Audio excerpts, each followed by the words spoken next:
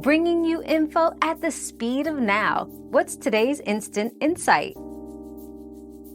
To calculate the occurrence percentage in Excel, first, count the number of times a value occurs using the COUNTIF function.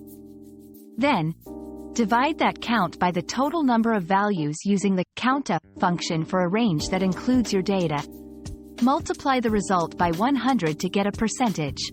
For instance, if your data is in A1, A10 feet, and you're calculating the percentage of occurrence of the value in B1 foot, use equals COUNTIF A1, A10, B1, COUNTA A1, A10, 100.